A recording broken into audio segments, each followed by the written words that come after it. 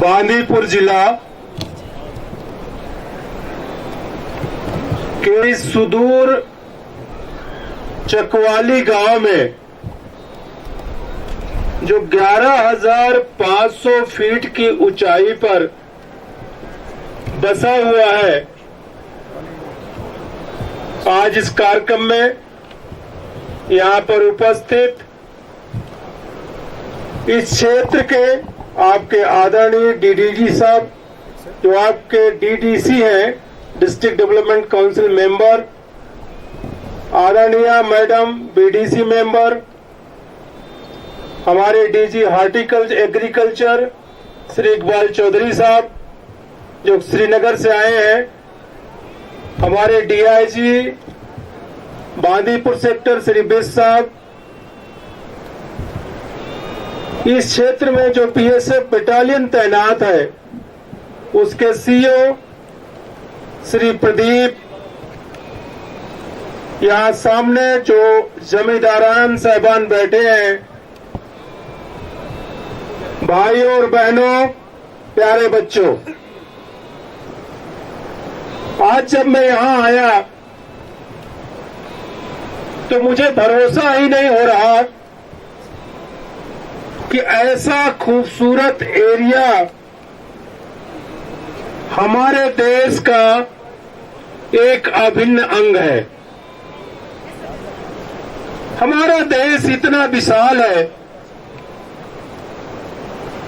गुजरात में द्वारका से लेकर मोरे मणिपुर तक और कश्मीर से कन्याकुमारी तक भारत इतना बड़ा विशाल एक अखंड और बहुत ही प्यारा देश है। आज जब ये फोटो मैं अपने मित्रों के साथ दिल्ली, बॉम्बे, कोलकाता, बेंगलोर या दुनिया के दूसरे देशों में जो मेरे दोस्त रहते हैं उनके साथ जब शेयर करूंगा तो उन्हें भरोसा नहीं होगा कि कश्मीर में इतने खूबसूरत फॉरवर्ड एरियाज, सीमावर्ती इलाके भी हैं।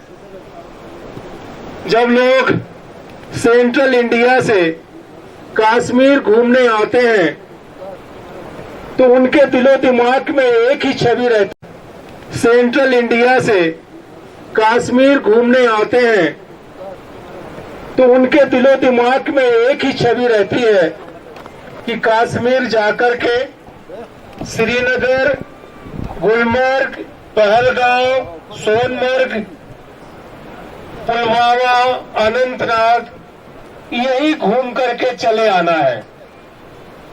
लोगों को यह जानकारी नहीं है और यह जानकारी दी जानी चाहिए।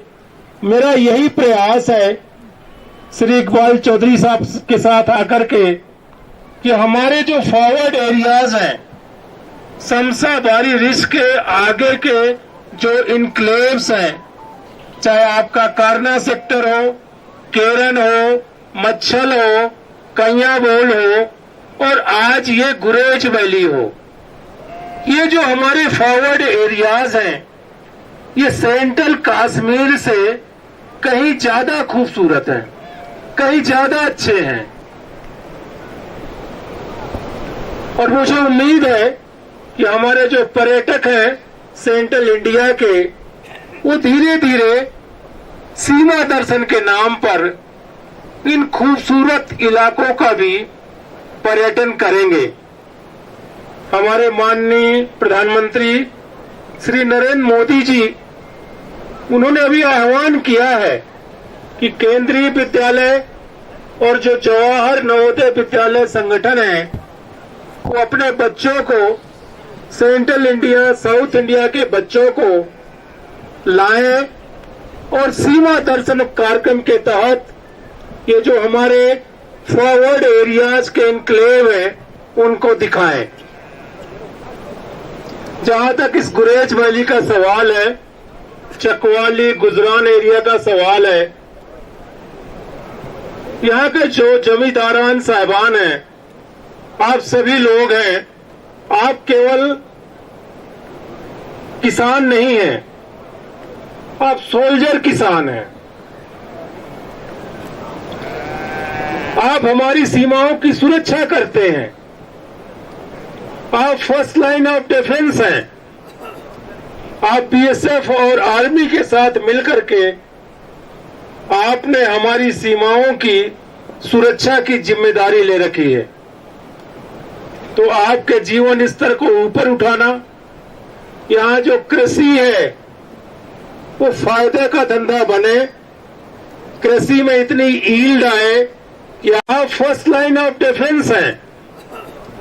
आप बीएसएफ और आर्मी के साथ मिलकर के आपने हमारी सीमाओं की सुरक्षा की जिम्मेदारी ले रखी है। तो आपके जीवन स्तर को ऊपर उठाना, यहाँ जो कृषि है वो फायदे का धंधा बने, कृषि में इतनी ईल्ड आए कि आपका परिवार साल भर अच्छी तरह खा पी सके। इसके लिए प्रयास है कि यहाँ जो छोटी सी जोतें हैं, छोटे छोटे जो जमीनें हैं, उनमें हाई यील्ड के सीड्स दिए जाएं। अभी आप यहाँ मक्की करते हैं, राजमस करते हैं, आलू करते हैं या मटर करते हैं, तो चूंकि आपकी जोतें छोटी हैं, जो साइज है खेत का वो छोटा है, तो इसलिए जरूरी है कि इसमें आप हाई यील्ड वैरायटी का अगर बीज डालेंगे तो उससे पैदावार ज्यादा होगी। मैंने डीजी एग्रीकल्चर श्री इकबाल चौधरी साहब से बात किया कि हम लोग जितने बॉर्डर एरियाज हैं, कश्मीर के जितने फॉरवर्ड एरियाज हैं, जो लाइन ऑफ कंट्रोल के नजदीक रहते हैं, सब जगह चले और वहां किसानों को हाई यील्ड वैरायटी का बीज दें ताकि उनकी कृषि फायदे का धंधा बने। और इसी कार्यक्रम के तहत आज हम यहाँ आए हैं। जो ये गुरेज वैली है वो तो वैसे भी मशहूर है कि यहाँ के किसान चाहे आलू उगाने में हो या राजमा उगाने में हो या मटर में या काला जीरा में, यहाँ पर केमिकल फर्टिलाइजर और केमिकल पेस्टिसाइड का उपयोग नहीं करते। इसलिए यहाँ की जो पोटैटो है, यहाँ की आलू है, सबसे बेस्ट क्वालिटी की पोटैटो है। और मैं डीजी एग्रीकल्चर श्री चौधरी साहब से अनुरोध करूंगा कि गुरेज वैली की जो पोटैटो है, गुरेज का जो काला जीरा है, इसकी मार्केटिंग आप बॉम्बे, दिल्ली, बेंगलुरु, कोलकाता में कराएं, गुरेज पोटैटो के नाम से, गुरेज का काला जीरा के नाम से, ताकि किसानों को उनकी पैदावार का अच्छा खासा दाम मिल सके। लेकिन एक बात मैं आपको बता दूं कि जो लोग सेंट्रल इंडिया में हैं, चाहे पंजाब हो, उत्तर प्रदेश हो, राजस्थान हो, बिहार हो, वहां लोगों के पास खेत का जो साइज है, जोत ज्यादा है, पैदावार ज्यादा लेते हैं ग्रेन्स की, गेहूं, चना, अलसी, मटर की, लेकिन वहां वो इतना ज्यादा केमिकल फर्टिलाइजर और केमिकल पेस्टिसाइड इस्तेमाल करते हैं कि उन्होंने पूरी वहां की जमीन खराब कर डाली है। और वो मिट्टी नहीं रह गई है, धूल बन गई है। कम से कम यहाँ अच्छी बात यह है कि अभी भी आप लोग सस्टेनेबल फार्मिंग प्रैक्टिसेस करते हैं, ऐसी खेती नहीं करते कि आपकी मिट्टी हमेशा के लिए खराब हो जाए। और आपको इसको बनाए रखना है, ये भविष्य की जरूरत है। अगर मिट्टी खराब हो गई, मिट्टी दूषित हो गई, तो आगे जो आने वाली पीढ़ियां हैं उनके लिए बहुत सारे खतरे आने वाले हैं। सेंट्रल इंडिया में तो यहां तक हालत हो गई है कि जो पेस्टिसाइड डालते हैं, केमिकल पेस्टिसाइड, केमिकल फर्टिलाइजर, वो जो पानी के स्रोत में बह करके जाता है और पानी का स्रोत दूषित होता है तो कैंसर या दूसरी बीमारियां होती हैं। फिर आपकी जो ये हाई हिल्स हैं, रिजेज हैं, पहाड़ हैं, किसी जमाने में यहाँ फॉरेस्ट कवर बहुत ज्यादा था, अब फॉरेस्ट कवर कम हो रहा है। मैं स्वीकार करता हूं कि आप 6 महीने विंटर्स में आपकी जो जमीन है, आपका एरिया है, बर्फ से ढका रहता है, आपको लकड़ी की जरूरत है आग जलाने के लिए, घर को गर्म रखने के लिए। लेकिन आपकी यह भी जिम्मेदारी है कि आप जितने पेड़ निस्तार के लिए काटें, उससे कम से कम 3 गुना ज्यादा आपको पेड़ लगाने भी चाहिए। मैं अनुरोध करूंगा कि यहाँ के डीसी बांदीपुर है और जो डीएफओ बांदीपुर है कि वो ज्यादा से ज्यादा इस क्लाइमेट में, हाई एल्टीट्यूड में जो पेड़ शूट करते हैं, सरवाइव करते हैं, उनका वृक्षारोपण, उनका प्लांटेशन, साल में 2 बार जो प्लांटेशन का सीजन होता है, मार्च अप्रैल हो या नवंबर अक्टूबर हो, उसमें जरूर कराएं। ऊंची पहाड़ियों में और उसकी जानकारी आप दें फोर्स को, बीएसएफ को, आर्मी को, ताकि कोई भी इन्फिल्ट्रेटर, आतंकवादी हमारी सीमा में, गुरेज वैली के आगे बांदीपुर में ना जा सके। आप अपने देश की, भारत देश की आप आंखें हैं, आप संतरी हैं, आप सैनिक हैं और फर्स्ट लाइन ऑफ डिफेंस हैं।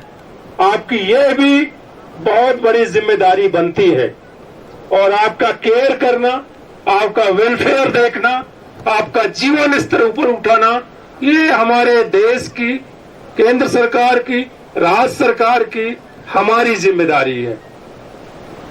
हम इस पार्टनरशिप को, इस दोस्ती को और आगे बढ़ाएंगे। हमारा जो ये संपर्क है, इंटरेक्शन है, लगातार रहेगा, जीवंत संपर्क रहेगा। हमारे जो अधिकारी यहाँ तैनात हैं, हमारे जो जवान यहाँ तैनात हैं, आप लोगों की भलाई के लिए है, आपके सपोर्ट के लिए है। इसीलिए आज जो सीओ 115 बटालियन है, उन्होंने यहाँ मेडिकल कैंप भी लगाया है। आप उस मेडिकल कैंप का लाभ लें। फिर हमारा एक प्रोग्राम होता है भारत दर्शन का, जो हम बॉर्डर के बच्चों को मेनलैंड जो इंडिया है उसको दिखाने के लिए ले जाते हैं। मैं यहाँ जो सीओ 78 बटालियन आएंगे या उनके जो एसी गौतम बोल रहे थे, मैं अनुरोध करूंगा कि यहाँ के भी जो बच्चे बच्चियां हैं उनको भी आप उस ग्रुप में सम्मिलित करें और उनको भी मेनलैंड इंडिया में भारत दर्शन के लिए ले जाएं। मैं पुनः आप सभी के उज्जवल भविष्य की कामनाएं करता हूं और चाहता हूं कि आप अपने देश पर, भारत देश पर, इसकी विशालता पर, इसकी अखंडता पर गर्व करें। जय हिंद, जय जवान, जय किसान।